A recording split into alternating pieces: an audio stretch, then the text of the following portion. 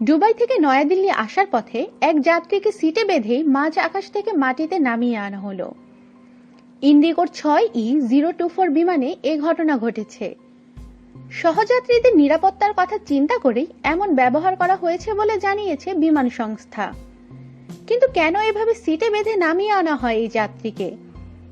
ভারতের গণমাধ্যমগুলো জানায়, মাঝ আকাশে হঠাৎ করে আক্রমণাত্মক হয়ে ওঠে ওই ব্যক্তি।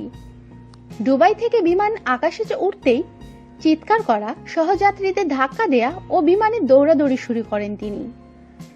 পরে বিমান রাত 10:40 নাগাদ দিল্লিতে অবতরণ করতেই অভিযুক্ত ব্যক্তিকে সিআইএসএফ এর সাহায্য নিয়ে পুলিশের হাতে তুলে দেয়া হয়। অভিযুক্ত যাত্রী নিরাপত্তা বিধি মানেননি বলে অভিযোগ পুলিশের। তবে কেন তিনি মাঝ আকাশে বিমানে উন্মাদের মতো আচরণ করেছেন তারও কোনো সঠিক ব্যাখ্যা পাওয়া যায়নি।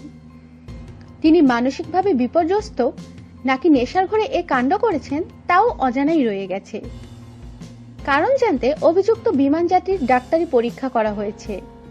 রিপোর্ট হাতে এলেই প্রয়োজনীয় পদক্ষেপ নেওয়া হবে। বিমান সংস্থার সূত্রে জানানো হয়েছে, বিমানে অস্বাভাবিক আচরণ করার কারণে সেই যাত্রীকে সিটে আটকে বেঁধে রাখা হয়, যাতে বাকি যাত্রীরা সকলে সুস্থ ও নিরাপদে যাত্রা করতে পারেন। বিমান যাত্রার বিধি মেনেই এমনটা করা হয়েছে জানায় বিমান সংস্থা। ইন্ডিগো বিমানে এই ঘটনার আগের দিন এয়ার ইন্ডিয়ার এক বিমান সেবিকা মুস্কাটের এক যাত্রীর বিরুদ্ধে অশালীন আচরণের অভিযোগ করেন। তারপরে বিপত্তি ঘটল ইন্ডিগোর বিমানে। আমাদের সাথেই থাকুন আর সাবস্ক্রাইব করুন।